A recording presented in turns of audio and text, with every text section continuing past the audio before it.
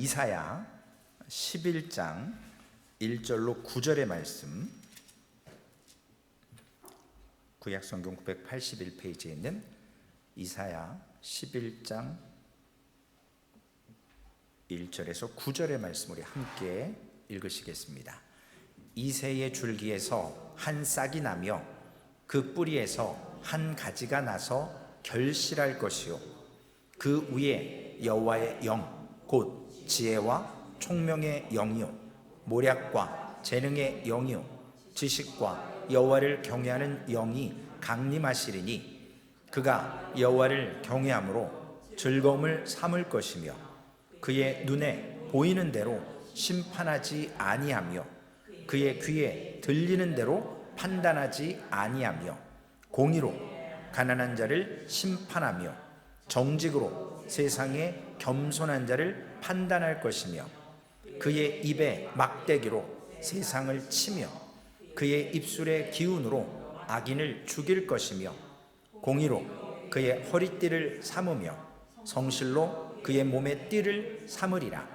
이때에 이리가 어린 양과 함께 살며 표범이 어린 염소와 함께 누우며 송아지와 어린 사자와 살진 짐승이 함께 있어 어린 아이에게 끌리며 암소와 곰이 함께 먹으며 그것들의 새끼가 함께 엎드리며 사자가 소처럼 풀을 먹을 것이며 젖먹는 아이가 독사의 구멍에서 장난하며 젖된 어린아이가 독사의 굴에 손을 넣을 것이라.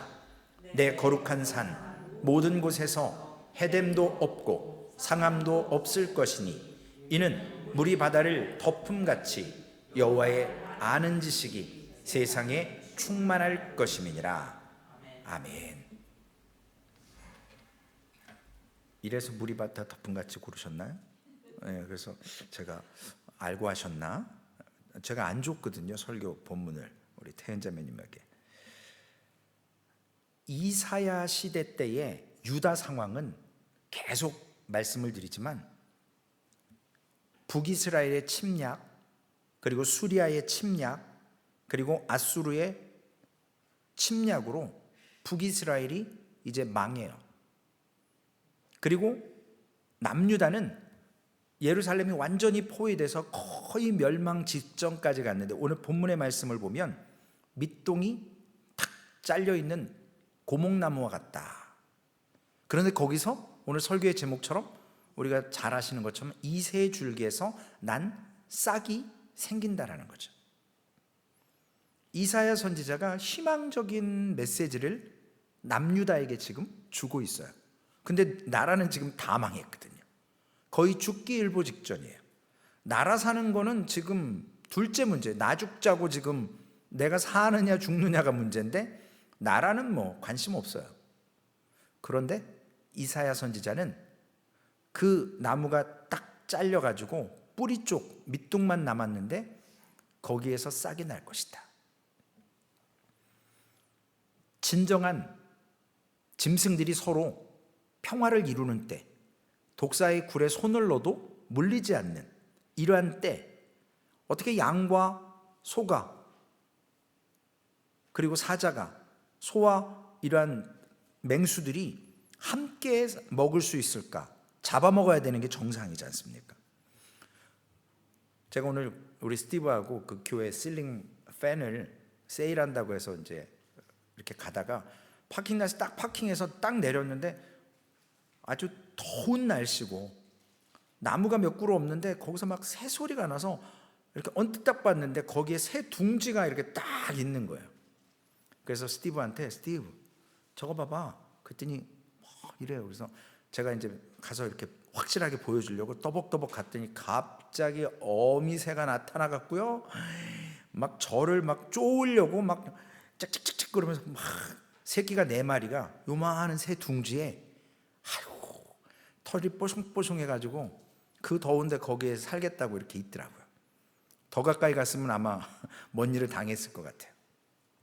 본능적으로 짐승들에게는 이러한 자식을 보호하는 본능과 또 맹수들에게는 연약한 짐승을 잡아먹는 그러한 본능이 있습니다. 그런데 오늘 우리 안에도 이런 본능이 있는데, 이런 본능은 그리스도의 복음으로 정복된다라는 거예요. 이새의 줄기에서 난 싹이 오면, 우리가 잘 아는 예수 그리스도가 오시면 이러한 일이 일어날 것이라는 거예요. 여러분, 나무가 밑둥이 딱 잘리면요, 그 나무는 끝난 거거든요. 뭐 테이블로 만들든지 불에 태우든지. 역사적으로 강대국들이 있었습니다. 저 어렸을 때 방송에서 이런 소리 하면 뭐 하겠지만 징기스칸 뭐 이러고 막 그 칭기스칸 노래를 되게 유행했었어요. 근데 어느 시점이 딱 지나니까 방송에서 그걸 딱 금지곡으로 정해서 더 이상 부르지 못하게 했었거든요. 나중에 알고 봤더니 이 칭기스칸 몽골이죠.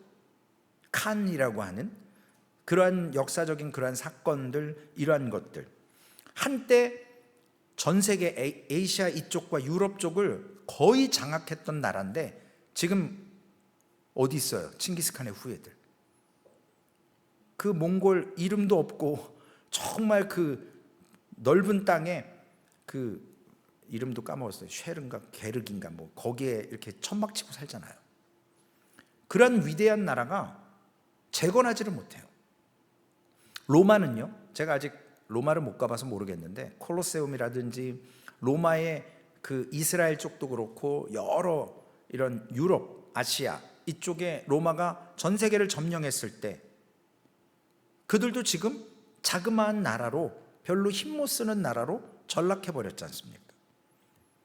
마찬가지로 세상의 나라는요, 이렇게 흥왕했다가 재기하기가 어려워요. 물론 아직 미국은 한 번도, 미국은 세계 지리상 어떤 나라가 함부로 침범하기 어려운 나라잖아요. 서쪽에는 태평양과 동쪽에는 대서양, 아틀란틱 오션이 있어서, 또 위아래로는 뭐 캐나다하고 사이좋게 지내고 남아메리카 쪽이야 뭐 별 힘없는 나라들이고, 그러니까 미국은 어느 나라에 공격받는, 물론 지금 뭐 미사일 이런 게 있어서 그렇긴 하지만 미국도 혹시 모르죠. 이런 몽골이나 로마처럼 한번 무너졌다가 과연 재기할 수 있을까? 물론 공항도 왔었고 어려운 시절이 있었지만 역사적으로 보면 이 세상의 나라는 한번 무너지면 거의 회복하지를 못합니다. 그런데 이 세상 나라와 하나님의 나라의 차이가 있어요. 하나님의 나라는 본문에 있는 것처럼 나무가 밑둥이 딱 잘려도 세상 나라는 회복하지 못하지만 하나님의 나라는 회복한다라는, 그것이 오늘 이사야서의 메시지입니다. 한번 몰락하면 재기하기가 어려워요. 그래서 허리가 잘리고 그리고 뿌리가 뽑혀도 시간이 지나면 하나님의 나라는 어찌어찌 해서 회복이 됩니다. 원래 하나님의 나라였던 이스라엘은 한 나라였잖아요. 그런데 솔로몬 아들 때에 가서 르호보암과 여로보암으로 해서 북이스라엘과 남유다로 분단이 됐습니다. 그리고 하나님의 언약을 잃어버리고 북이스라엘이 망하고 남유다도 아직은 안 망했지만 최후에는 남유다도 이제 망하지 않습니까? 그런데 이러한 세상의 나라가 밑둥이 잘려서 재기를 하지 못하지만 하나님께서 이스라엘은, 그리고 하나님의 사람들에게는 밑둥이 잘려도 재기할 수 있다. 왜냐? 이새의 줄기에서 난 싹, 예수 그리스도가 계시기 때문에. 아마 이사야서 당시에는 이 말을 했을 때 사람들이 두 가지 견해를 가졌을 겁니다. 첫 번째는 아수로 공격받아서 거의 지금 멸망 직전인데 어떤 유능한 특출난 인물, 영웅, 이런 사람이 유다에 나타나서 중흥을 시키는 건지, 아니면 우리가 아는 예수 그리스도가 오셔서 회복시키실 건지 이야기가 분분했을 겁니다. 왜냐하면 성경이 완전히 쓰여지지 않았기 때문에. 그러나 우리는 그 당시에 사는 것이 아니라 성경이 완성된 후에 예수를 믿고 그리고 우리가 신앙을 가졌기 때문에 이새의 줄기에서 난 싹이 예수 그리스도라는 걸 알게 되는 거죠. 결국 이 예수 그리스도가 이 땅에 오셨다라는 자체만으로도 역사 가운데 가장 큰 이벤트라는 사실이에요. 이거보다 더 큰 이벤트는 역사 가운데 없어요. 하나님이 사람의 몸으로 오셨다? 이거보다 더 큰 이슈가 어디 있겠어요? 그리스도의 출생은 남다르지 않았어요. 세상 영웅이라고 하는 아까 말씀 나눴던 징기스칸이나 어떤 나폴레옹, 어떤 유명한 흔히 우리가 영웅이라고 역사적으로 불리는 사람들은 실제로 우리가 지금 평가하면 그 사람들은 영웅이 아니죠. 그 나라 자체에서는 영웅일지 몰라도 주변 국가는 욕심쟁이 혹은 다른 나라를 침범해서 악을 해친 그러한 사람들로 비춰질 수밖에 없어요. 자기네 좋다고, 자기네가 힘이 있다고 주변 국가를 어렵게 만들어 놓은 인물들입니다. 선천적인지 후천적인지는 모르겠습니다. 영웅은 사실은 후천적이기보다는 선천적으로 어떤 비범함이 있어야 되고 시대를 잘 만나서 생긴 그런 영웅이라고 볼 수 있겠는데, 오늘 본문에 보면 우리 예수님의 모습 그렇게 비범한 게 없어요. 특별한 게 없어요. 세상 사람들이 이야기하는 그런 가치와 모습들이 아니라 오히려 연한 싹으로 표현된 예수 그리스도의 모습을 볼 수 있게 됩니다. 우리들에게 가장 큰 아픔과 비극은 뭐냐면 결국 죄로 인해서 하나님의 은혜가 차단됐다라는 거예요. 지금 밖에가 그 feels like 108이라고 그러는데요. 108도. 엄청 덥더라고요.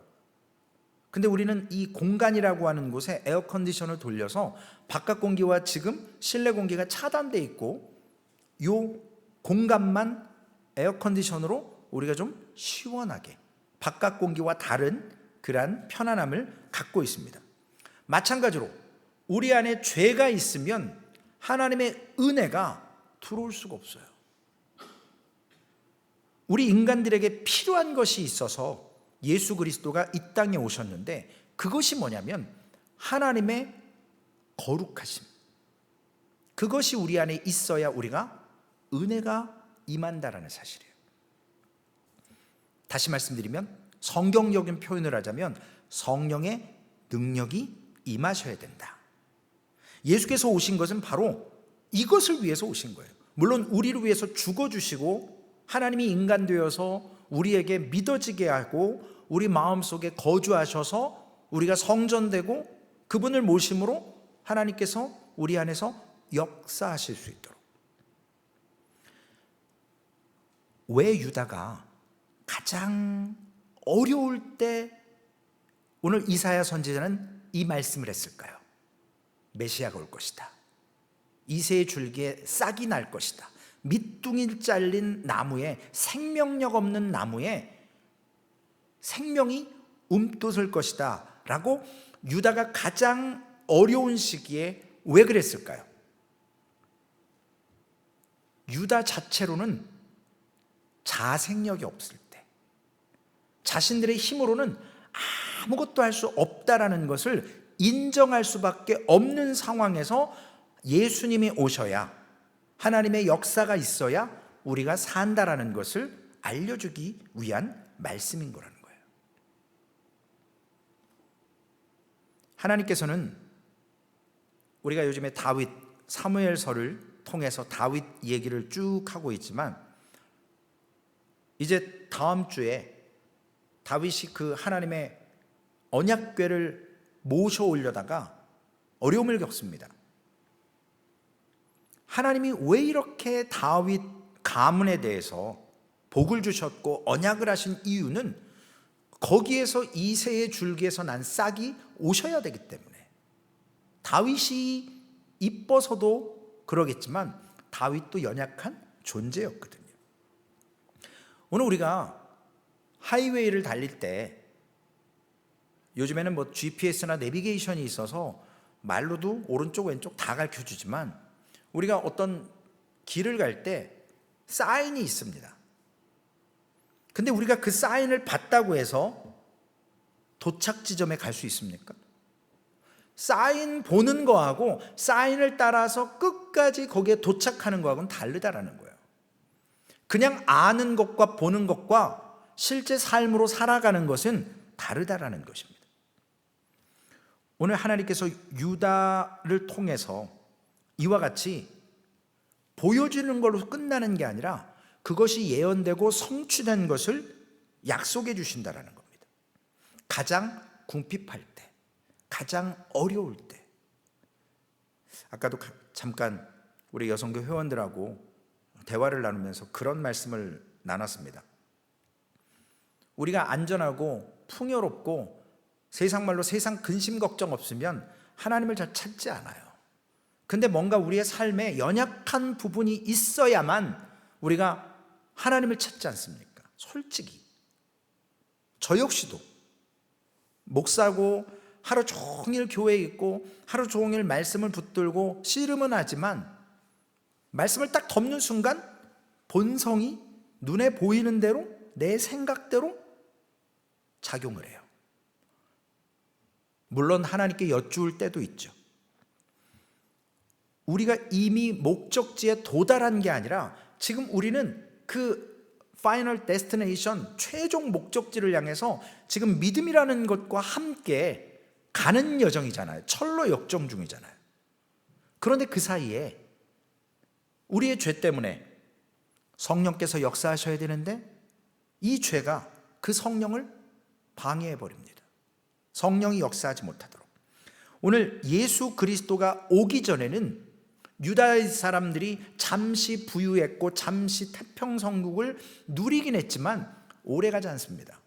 곧 그들에게는 이와 같이 아수르를 통해서 멸망 직전까지 옵니다. 심지어는 자녀를 잡아먹는 지경까지 옵니다. 이 땅에서 완전한 행복은 있을 수가 없어요. 잠시 하나님의 은혜 가운데 안식을 누려서 맛본 것뿐이지 영원한 안식이 아니라는 것입니다. 그래서 예수님은 이러한 유다의 절망적인 때에 오셔서 하나님의 나라가 다시 재기할 수 없을 것 같다라고 이스라엘 백성들이 생각하는 그때에 예수님께서 오셔서 보여주시는 것이 뭐냐면 나무 밑둥은 잘렸지만 그 구루터기에서 싹이 난다라는 거예요. 아직 생명이 있다라는 것입니다. 그것이 결실로 맺어질 것이라는 것. 제가 새벽마다 예배 끝나고 뒤에 텃밭에 물을 주고요. 여기 사과나무를 가끔 쳐다봐요. 저거 언제 키워서 따먹지? 지금 이렇게 주먹만큼은 안 자랐어도 그래도 대롱대롱 많이 달려 있어요. 가까이 가서 보니까 새들이 막 쪼아먹고 막 그래서 이상한 거는 제가 막 이렇게 버려버립니다. 영양분 없어지니까. 그러면서도 뭐 영양분을 줘요, 물을 줘요. 그냥 거기까진 가지도 않아요. 그냥 바라보면서 저거 언제 따먹지? 그 생각만 하고 있어요. 나무는요, 열매로서 나무의 의미를 드러내는 거잖아요. 나무가 존재하는 목적은 그 과실수예요, 과실수. 열매를 만들어냄으로 인해서 나무의 역할에 충실하는 거예요. 열매를 맺어야 목적을 달성하는 거잖아요. 오늘 그리스도께서는 이 땅에 오셔서 하나님의 뜻을 완성하셨지 않습니까? 오늘 하나님의 교회와 세상이 이렇게 다른 거예요. 세상은 한번 이렇게 망하기 직전까지 갔다가 재기하기가 어렵다라고 좀 전에 말씀드렸습니다. 바벨론이 그랬어요. 페르시아가 그랬어요. 이집트가 그랬습니다. 몽골이 그랬습니다. 로마가 그랬어요. 역사적인 유적들은 남아있지만, 흔적은 남아있지만 그들은 지금 전혀 강대국이 아니에요. 오히려 정말 연약한 나라로 전락해버렸습니다. 그러나 한때 주름을 잡았었죠. 화려한 명성도 있었어요. 그러나 지금은 거의 폐허처럼 되어져 버린 이유가 뭐냐는 거죠. 세상 나라는 한계가 있다라는 거예요. 재기할 수 없다라는 겁니다. 그런데 오늘 이것을 우리가, 저도 바닷가 가본 지가 언제인지 생각도 안 나지만, 바닷가에 가면 이렇게 모래성 만들어 놓고 막 그러다가 파도가 한번 심하게 딱 와서 쳐버리면 뭐 심지어 흔적도 없이 사라지잖아요. 그런 게 세상의 나라예요. 그런데 하나님의 나라는 다르다라는 거죠. 세상 나라는 영웅과 같은, 영웅은 아니지만 어떤 특출난 리더가 한 사람 죽거나 없어지면 그냥 끝나는 나라입니다. 그것이 세상의 법칙이에요. 그러나 교회는요, 교회라는 것은 성령께서 역사하시기만 하면 죽은 것 같지만 살아날 수 있는 기회가 있다는 것이죠. 그런데 거기에 하나님과 우리 사이에 위선이나 교만이나 거짓이나 형식적인 것이 하나님과의 관계를 막을 때가 있지 않습니까? 우리가 이번 목요일날 성경 공부를 하면서 오바댜서를 공부를 했어요. 성경에 단 한 장밖에 기록이 안 돼 있는 네 군데 가운데 한 곳인데 21절까지밖에 없습니다. 저도 오바댜서를 설교해 본 적이 없는데 거기에서 말하는 건 에돔에 대한 멸망을 얘기를 해요. 오바댜 선지자가 묵시로 받은 말씀을. 오바댜가 멸망하는 이유는 딱 한 가지예요. 교만. 수도사들이 수도원에 가서 오직 하나님만 믿겠다고 정결하게 하고 성결하게 하고 금욕주의를 다 벗고 세상을 등지고 하나님의 말씀을 필사하면서 기도하고 노동을 하면서 그들이 최소한의 것을 먹고 하나님만 신령하게 바라본다고 했는데, 수도사들이 수도원에서 인간의 죄의 7가지를 뽑아냈는데 첫 번째 탑 오브 더 탑이 교만이래요. 교만은 뭐예요? 나 잘났다거든요. 나 아니면 안 되라는 거예요. 내가 최고예요. 다른 사람 말 안 들어요. 그게 교만이거든요. 교회는요, 교만하면 하나님의 능력이 떠나버려요. 교회는 하나님의 능력이 떠나는 순간, 하나님이 침묵하는 순간, 하나님이 임재하지 않는 순간 교회는 무너지고 끝나는 거거든요. 유다 역시 이러한 상황이었는데 그 비참한 가운데서 인간적인 방법으로는 아무것도 할 수 있는 게 없었습니다. 오직 하나님이 지켜주실 거야 라고 하는 막연한 믿는 것, 진짜 믿음 말고, true faith 말고요. 그들은 그냥 막연한 생각으로 우리가 선민이니까 지켜주시겠지 하다가 그 지경까지 갔어요. 하나님의 백성이 전적으로 하나님을 신뢰하지 않으면 하나님은 스스로 멸망하게 내버려 주십니다. 오늘날 교회의 특징이 뭐가 돼야 될까요? 소망교회가 왜 이렇게 몸부림을 치면서 하나님의 말씀 앞에 서려고 하고 예배를 사모하고 여러분들이 이렇게 눈물을 흘리며 기도하고 그 먼 거리에서 그 열심을 가지고 왜 예배합니까? 교회의 특징은 뭐냐면요, 나 자신이 하나님 사이에 문제가 있다는 걸 깨닫고 애통하며 가난한 마음으로 전심으로 하나님께 돌아오려는 마음 때문에 하나님이 그런 교회는 붙들고 계시고 성령이 역사하시는 겁니다. 언제든 리바이벌, 리폼, 하나님께서 부흥시킬 수 있는 교회로 잠재력을 갖게 하십니다. 우리 하나님의 백성들이요, 하나님 앞에 깨닫고 회개해야 성령의 역사가 일어난다고 생각을 해요. 하나님과 관계가 올바라야 된다고 생각을 합니다. 유다 역사 가운데도 부흥의 시기가 3번 있었어요. 잘 아시는 것처럼 히스기야 시대에, 히스기야가 재임 딱 하고 나서 그 첫 해 첫 달에 오랫동안 닫혀있던 성전의 문을 활짝 열었습니다. 그리고 정확히 제가 기억은 못하는데 18일인가 며칠 동안 성전을 청소를 했어요. 제사장들을 세우고요, 유월절을 다시 지키고요, 하나님 앞에 그동안 스탑했던, 아마도 솔로몬 이후의 히스기야 때까지 거반 한 200 몇 년 동안에, 정확히는 모르겠습니다만 그런 시간 동안 온전한 예배를 드리지 못했는데 히스기야 때 부흥이 일어났어요. 그리고 요시야 때도 부흥이 일어났습니다. 그리고 스룹바벨 포로 귀환하고 와서, 그래서 예루살렘 성전을 스룹바벨 성전이라고도 부릅니다. 이러한 놀라운 부흥의 역사가 일어나는데, 성경 중에 가장 부흥의 역사가 일어난 성경이 어디죠? 신약 성경에 있죠. 액츠, 사도행전. 정말 놀라운 부흥의 역사가 기록되어 있습니다. 하나님의 백성들이 하나님 앞에서 겸비하기만 하면 하나님은 역사하십니다. 전적으로 하나님 앞에 교만이 아니라, 교만을 버리고 나 자신이 아니라 하나님을 의지하고 순종할 때 하나님께서는 신령한 은혜를 베풀어 주신다고 약속하십니다. 예수 그리스도가 이 땅에 오셔서 이렇게 놀랍도록 성령의 역사 가운데 충만하신 분이었습니다. 성령의 능력으로 이 세상의 세상적인 흐름을 하나님의 역사적인 흐름으로 변화시키신 분. 이사야 11장 2절 말씀에 아주 구약 성경 가운데 이렇게 성령에 대해서 너무나도 정확하게 기록한 곳은 이사야서 외에, 본문 외에 거의 없습니다. 그의 위에 여호와의 영, 곧 지혜와 총명의 영이요 모략과 재능의 영이요 지식과 여호와를 경외하는 영이 강림하시리니.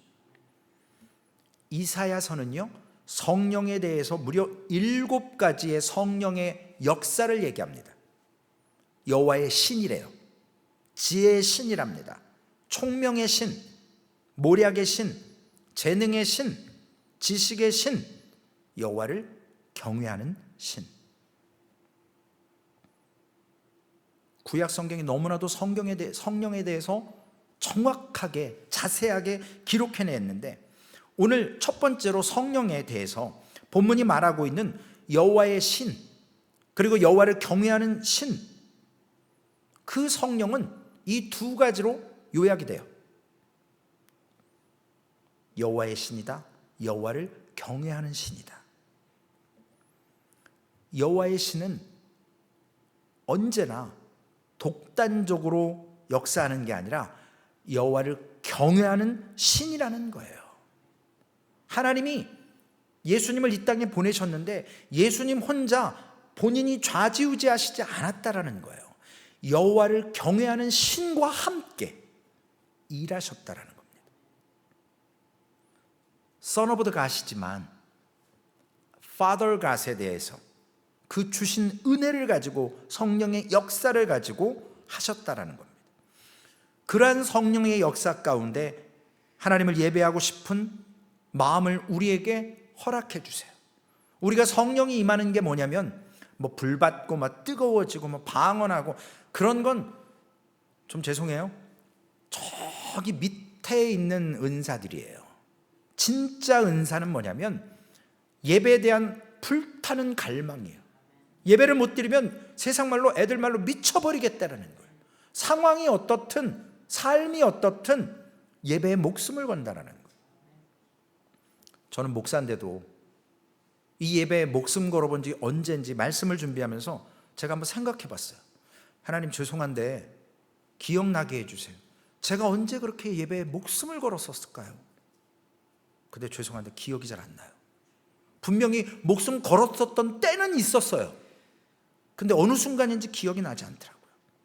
그런데 오늘 하나님께서 이러한 거룩함에 대한 거룩함을 추구하게 만드는 열정을 성령께서 주신다라는 거예요.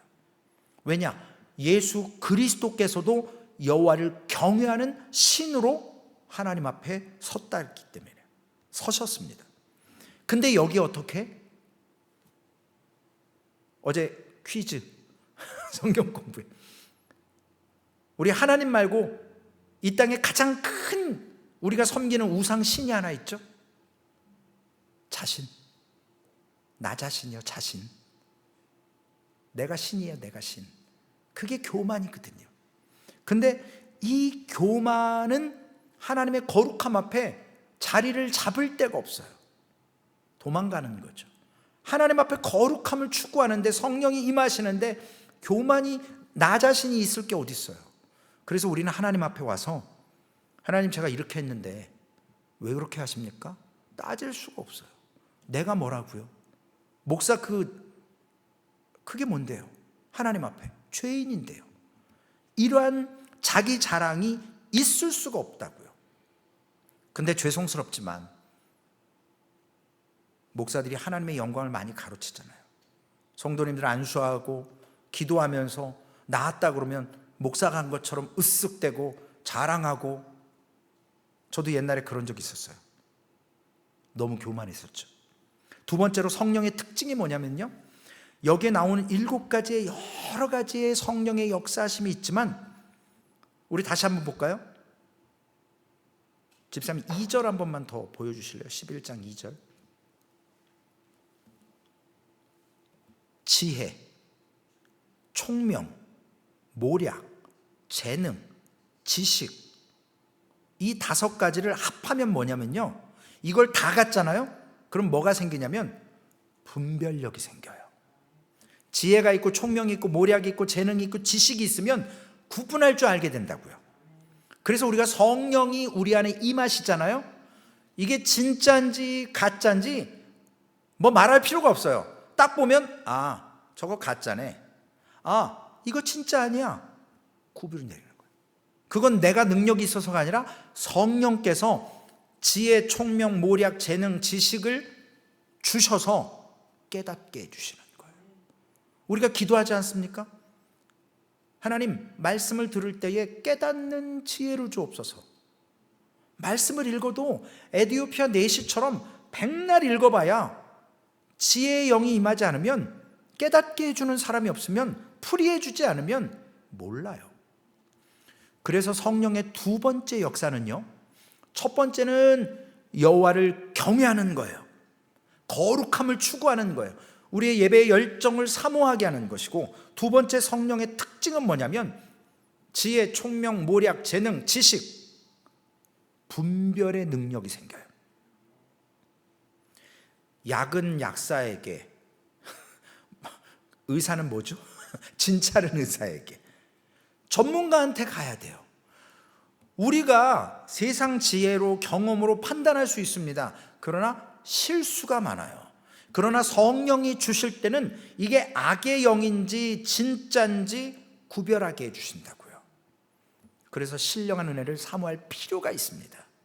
이 마지막 때에는 가짜들이 너무 진짜처럼 해요. 그래서 그것을 판단할 줄 알아야 되고, 성령의 은혜로요. 그리고 가짜인지를 알면 두려워하지 않을 수 있어요. 사탄? 이거 마귀 새끼네? 그러면 두려워할 필요가 없는 거예요. 왜냐? 마귀인지 가짜인지 분별할 수 있는 능력이 있다는 것은 내 안에 거룩하신 성령 하나님의 역사하심이 임재하셔서 나를 지키시고 보호해 주신다는 거예요. 내게 교만함이 물론 있겠지만 그 교만함을 자꾸 부인하려고 애쓰기 때문에 성령께서 붙들어 주십니다. 예수님께서 빌라도에게 신문을 받을 때 빌라도가 지가 능력이 있어서 너 나한테 얘기해봐, 그럼 내가 너 살리기도 하고 죽이기도 할 수 있어. 말 같은 소리요. 무슨 능력이 있다고요? 하늘에서 하나님이 허락하지 않으면 빌라도는 머리털 끝 하나, 어떤 말 한마디 하나 예수님께 언도할 수 없어요. 하나님이 잠시 허락하셨기 때문에 그 순간에만 할 수 있는 거예요. 여러분, 마귀는요 자기 것인 양 사칭하잖아요. 예수님을 공생에 시작할 때 3번 시험하지 않습니까? 다 지 것처럼 얘기해요. 너 나한테 절해, 그럼 내가 다 줄게. 떨어져 봐, 천사가 너 붙들 거 아니야. 지가 붙들 것도 아니면서. 마귀에게 굴복되면, 우리가 분별함이 없으면 마귀는 처음에는 지혜도 줄 것처럼 총명이나 모략이나 재능이나 지식이나 물질이나 어떤 은사를 줄 것 같지만 거짓말이라는 거예요. 결국 여호와를 경외하는 신이 그 위에 강림했다. 즉 예수님의 삶 자체, 사역 자체는요, 예수님이 능력이 없어서 12명만 제자 삼았겠냐고요. 그 중에 하나는 또 갔어요. 예수님 팔고. 또 베드로도 부인했고요. 제자들 다 도망갔어요. 그런데 예수님의 사역은요, 성령의 능력으로 했다라는 특징 외에는 예수님 자신의 것은 아무것도 없었어요. 결국 우리 그리스도인들은 예수님을 닮기를 원하잖아요. 그분은 자기의 것을 주장하지 않았어요. 우리 역시 우리도 죄를 멀리할 뿐만 아니라 우리가 이룬 것 같지만 하나님이 허락하신 것뿐이에요. 우리가 벌은 것 같지만 하나님이 잠시 맡기신 것뿐이에요. 하나님은요, 강제로 하는 걸 절대 원하지 않으시는 분입니다. 왜 우리에게 자유의지를 줘서 구원을 선택하고 선택하지 말을지, 믿을지 말지 왜 free will, 자유의지를 주셨을까요? 하나님의 능력으로요, 다 로버트처럼 나 믿어 하고 모든 죄를 다 없애주시고 내 자녀 삼으실 수도 있어요. 그러나 그렇게 할 필요가 없다라는 거예요. 하나님은요, 자발적으로 얽매여서 노예처럼 사는 게 아니라, 우리 지난주 성경 암송 구절에 있었었죠. 종이 아니라 친구로. 하나님이 알려주신 것 예수님께서 다 우리에게 알려주시는 그러한 관계를 원하신다는 거예요. 그래서 우리가 작은 것 하나라도 내가 믿음으로 몸부림치면서 분별해서 결단하면 하나님은 그걸 기쁘시게 받으신다는 사실이에요. 예수 그리스도의 두 번째 통치하셨던 특징은 뭐냐면 사람을 외형적인 모습으로 보시지 않았다라는 거예요. 예수님이 능력 있는 사람 원했으면 예루살렘 가셔서 했어야 돼요. 갈릴리 그 시골 촌구석에 어부들, 그 천대받는 세리, 이런 사람들 뽑아서 할 필요 없어요. 고관 부인들 뽑아서, 능력 있는 정치인들 뽑아서, 대제사장 바리새인 뽑아서 말씀 잘하는 사람들 가르쳐서 깨닫게 해서 쓰임받게 하면 복음 전하는데 얼마나 편해요. 권력도 있겠다, 물질도 있겠다. 그런데 하나님은 예수 그리스도를 통해서 눈에 보이는 사람의 외모가 아니라는 거죠. 3절 말씀에 있습니다.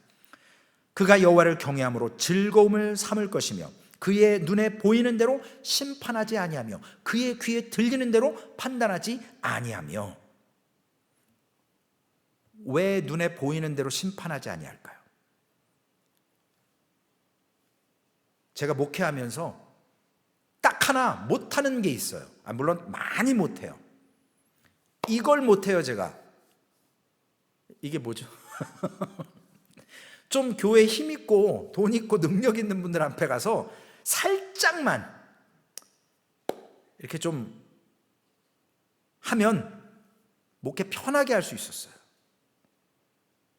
그런데 그런 마음을 안 주시더라고요. 죄송해요. 제가 조금 돈 있는 분들하고는 거리감을 둬요. 소망교회는 부자가 안 계시죠? 하나님께서 예수 그리스도의 모습을 통해서 사람을 외모로 판단하지 않도록 말씀하셨습니다. 귀에 들리는 대로 판단하지 않게 했어요. 왜 이런 말씀하셨을까요? 사람은 눈에 보이는 대로 좀 능력 있는 사람에게 이렇게 하려고 해요. 그래야 내가 편하거든요. 줄을 잘 서면. 아까 우리 시작할 때 우리 맹수들 얘기했잖아요. 짐승들은요, 냄새에 예민해요. 이 후각이 발달돼 있어요.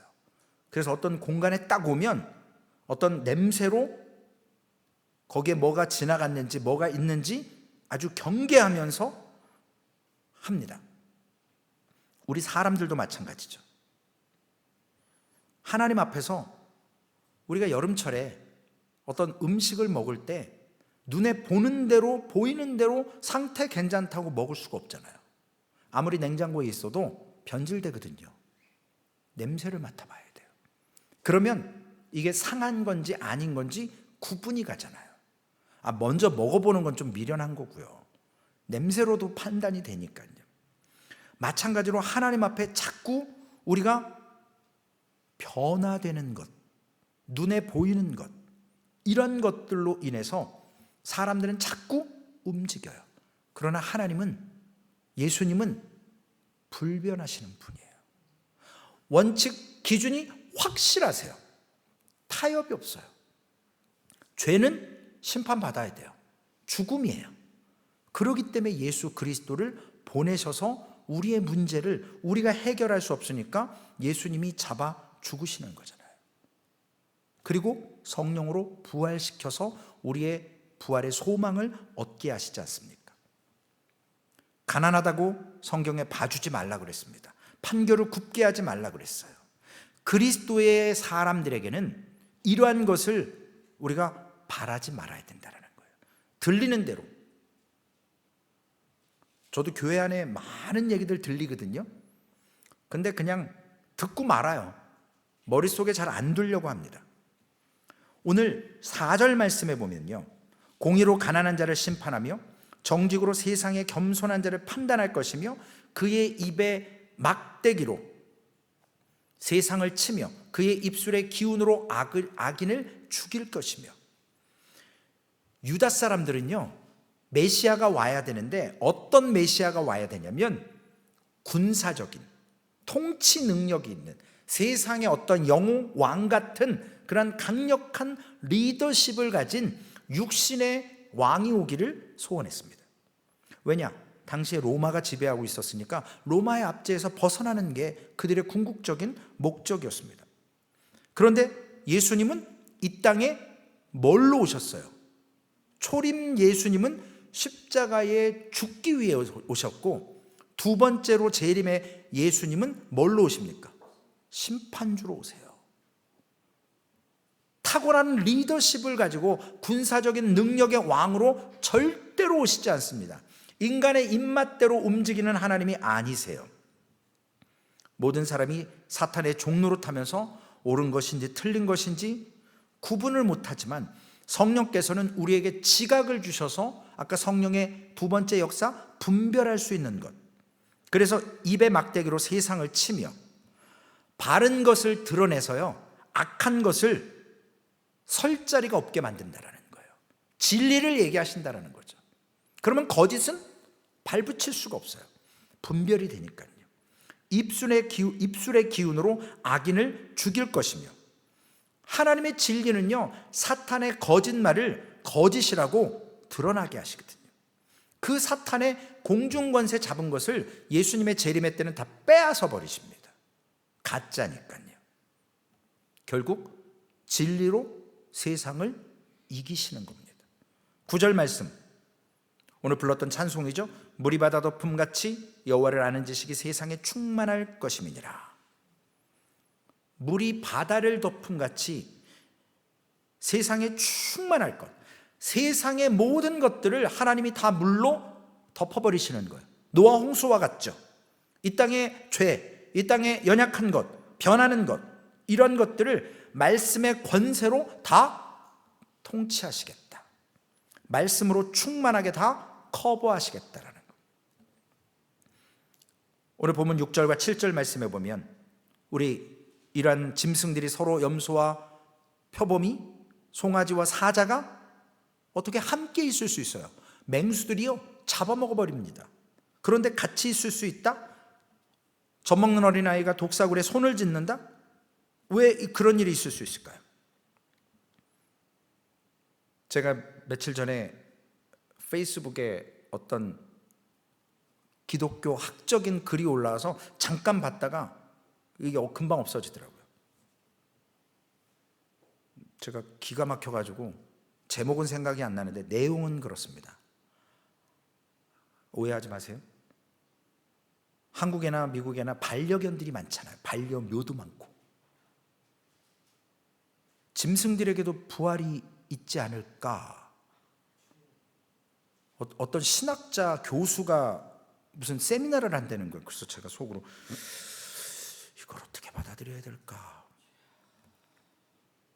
저한테도 가끔 전에 있던 교회 청년도 강아지를 너무 이뻐해가지고 예배 때도 데리고 오고 뭐 기도회 할 때도 막 데리고 와요. 그래서 그래. 근데 다행은 목사님, 얘가 임신했는데 순산할 수 있도록 머리에 손을 얹고 기도해 주세요, 이런 소리 안 해서 제가 저렇게 부탁하면 내가 이거를 참 대놓고 뭐라고 할 수도 없고, 이런 시대를 살아요. 그런데 성령께서 역사를 하시면 이러한 짐승들이 성경에 나와요. 다니엘이 사자굴에 들어갔는데 사자 입을, 주둥이를 천사가 봉했어요. 다니엘을 죽이지 못한다고. 노아 홍수 때 사나운 짐승들 분명히 태웠을 거예요. 근데 뭐 아무런 기록이 없잖아요. 물론 그 안에서 어떤 일이 있는지 자세히는 얘기 안 하지만, 그래서 어떤 학자들이 그런 주장을 하려고 하더라고요. 성령이 임하시면요, 이러한 맹수들의 습성조차도 사라지게 해요. 침묵하게 하십니다. 뭐 하늘과 바람 뭐 이런 것도 주관하시는 예수 그리스도신데요, 그 짐승 입봉하는 거 뭐 못하시겠습니까?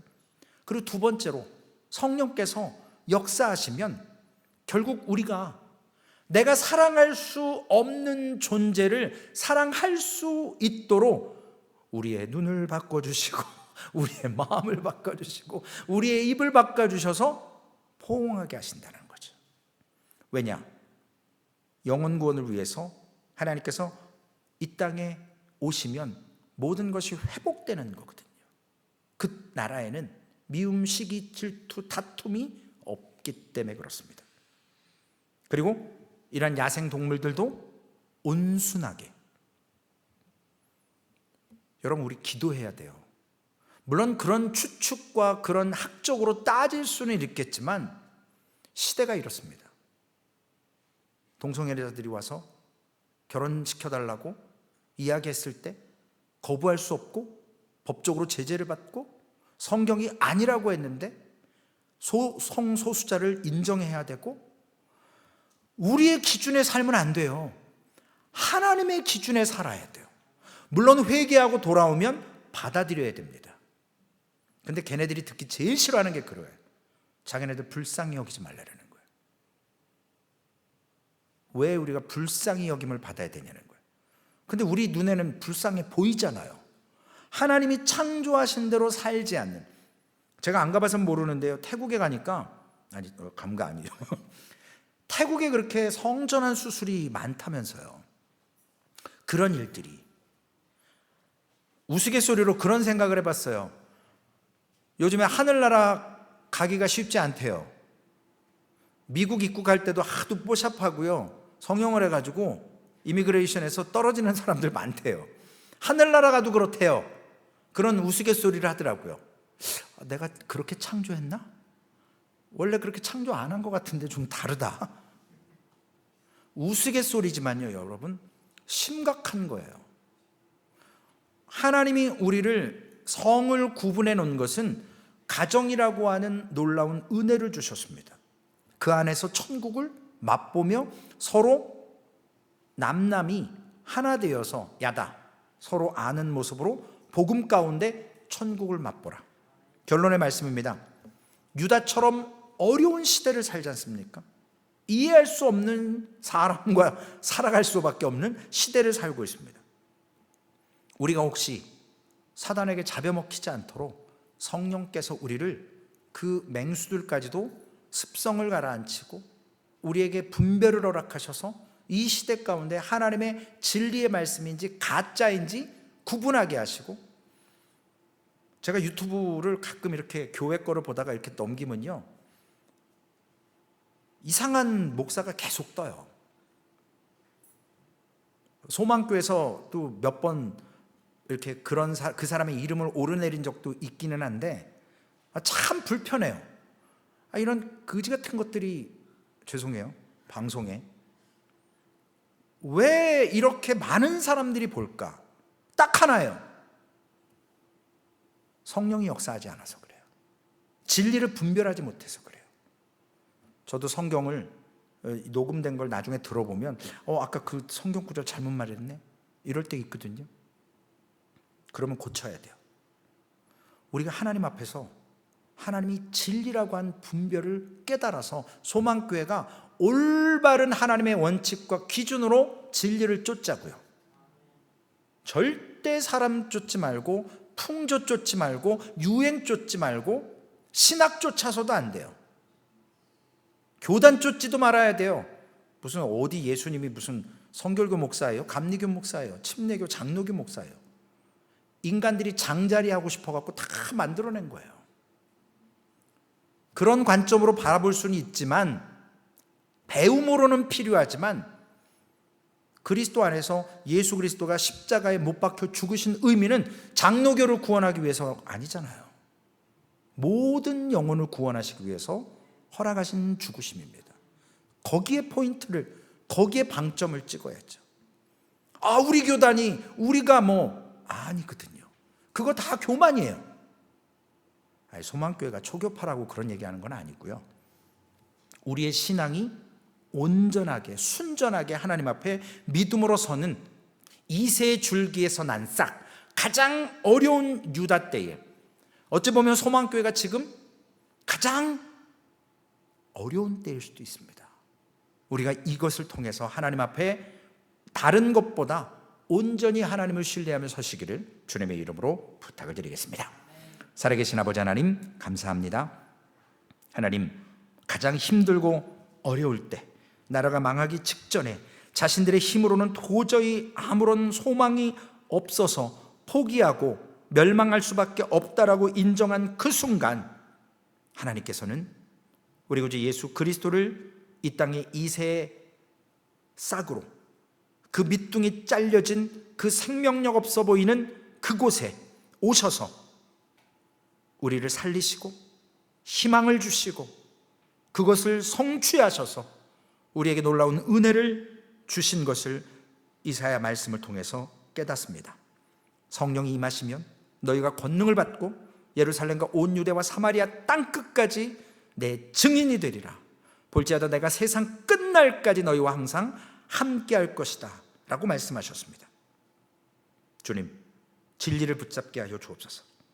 성령을 통해서 하나님을 경외할 뿐만 아니라 예배를 사모할 뿐만 아니라 분별하여서 지식과 명철과 총명과 아버지 하나님, 이러한 성령의 역사로 진짜와 가짜를 구별해서 가짜 마귀 사탄을 두려워하지 않게 하시고 어미하신 불꽃 같은 눈동자로 우리를 질투하시는 하나님을 바라보며 두렵고 떨림으로 하나님 앞에 예배하게 하여 주시옵소서. 우리 구주 예수님의 이름으로 감사하며 기도 올리옵나이다. 아멘. 하늘에 계신 우리 아버지여, 이름이 거룩히 여김을 받으시오며 나라에 임하옵시며 뜻이 하늘에서 이루어진 것 같이 땅에서도 이루어지리다. 오늘날 우리에게 일용할 양식을 주옵시고 우리가 우리에게 죄 지은 자를 사하여 준 것 같이 우리의 죄를 사하여 주옵시고 우리를 시험에 들게 하지 마옵시며 다만 악에서 구하옵소서. 대개 나라와 권세와 영광이 아버지께 영원히 있사옵나이다. 아멘.